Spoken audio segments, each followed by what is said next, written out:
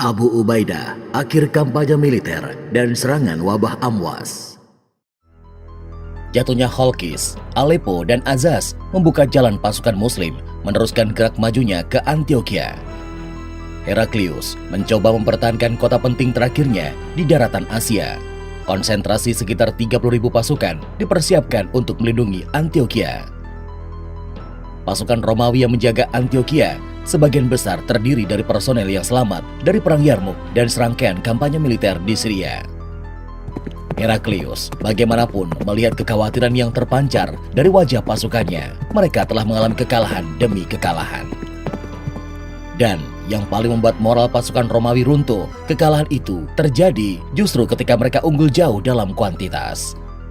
Mempertahankan Antioquia melalui aksi militer seperti tindakan putus asa yang harus dihadapi pasukan Romawi. Sungai Orontes membentang dari pegunungan Lebanon dan bermuara di pantai Samandagi.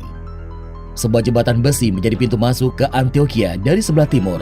Jembatan ini berjarak sekitar 12 km dari pusat kota. Pasukan Romawi membangun pertahanan di sekitar jembatan besi Sungai Orontes. Jembatan besi itu akan menjadi pertahanan pasukan Romawi yang mencegah kontingen pasukan Muslim memasuki Antioquia. Ketika parade pasukan Muslim mencapai Sungai Orontes, mereka segera disambut dengan pertempuran sengit. Pertempuran jembatan besi atau Battle of Iron Bridge, begitulah kontak militer di Sungai Orontes itu terdokumentasikan dalam sejarah. Pertempuran itu kembali mengulang berbagai pertempuran sebelumnya. 30.000 pasukan Romawi menghadang laju 17.000 pasukan Muslim. Begitu pula dengan hasilnya, pasukan Romawi yang runtuh moralnya sebelum bertempur berlarian masuk ke dalam benteng. Romawi kehilangan 10.000 pasukannya di jembatan besi. Ini adalah kehilangan terbesar ketiga setelah Perang Yarmuk dan Ajnadain dalam seluruh kampanye militer Syria. Sedangkan Heraklius telah pergi ke Edessa sebelum pasukan Muslim mencapai Antioquia pasca Perang Jembatan Besi. Terkepung dan tanpa kepemimpinan, Antioquia pun jatuh ke pasukan Muslim pada bulan Oktober 637 Masehi. Seperti di Aleppo, Abu Ubaidah mengizinkan pasukan Romawi meninggalkan Antioquia menuju Konstantinopel dengan damai. Dari Antioquia, pergerakan pasukan Muslim berlanjut ke arah selatan. Mereka menguasai kota-kota pesisir dengan mudah, dimulai dari Latakia, berlanjut ke Gabala, hingga ke wilayah Tartus dan pegunungan anti-Lebanon. Pengamanan di pesisir barat berlanjut ke arah timur. Abu Ubaidah mengirimkan Khalid bin Walid dan Iyad bin Ghanem ke Anatolia hingga Armenia. Edessa menjadi kota pertama yang dijatuhkan dalam kampanye militer lanjutan ini. Kampanye militer mengarah ke Amida hingga Malatya.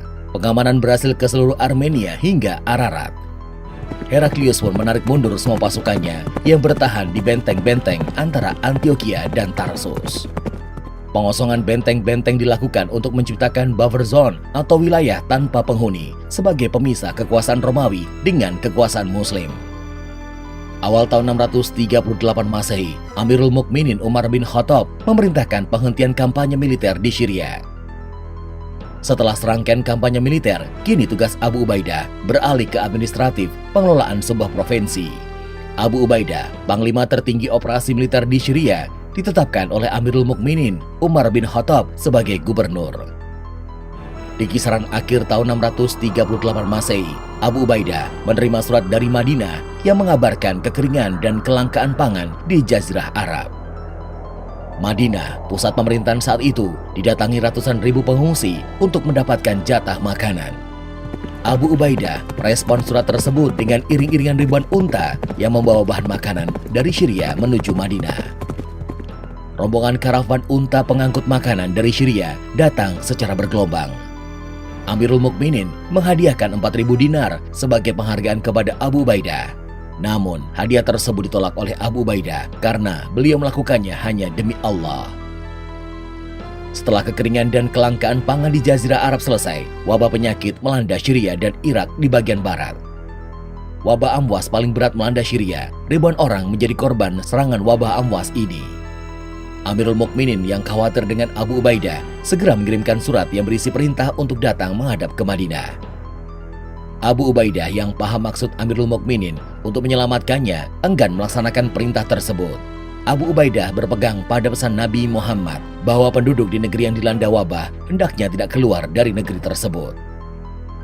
Serangan wabah Amwas tersebut merenggut ribuan jiwa dari kalangan sahabat, termasuk Abu Ubaidah sendiri pada tahun 639 Masehi. Syurahbil bin Hasanah, komandan kontingen kampanye militer Syria, turut wafat karena wabah Amwas di hari yang sama dengan Abu Ubaidah. Kemudian menyusul Yazid bin Abu Sufyan tidak berapa lama setelahnya. Wabah Amwas baru berhenti di masa kepemimpinan Gubernur Amr bin As. Setelah wabah Amwas selesai, perluasan wilayah kaum muslim akan bergerak ke sisi barat Syria, yaitu Mesir.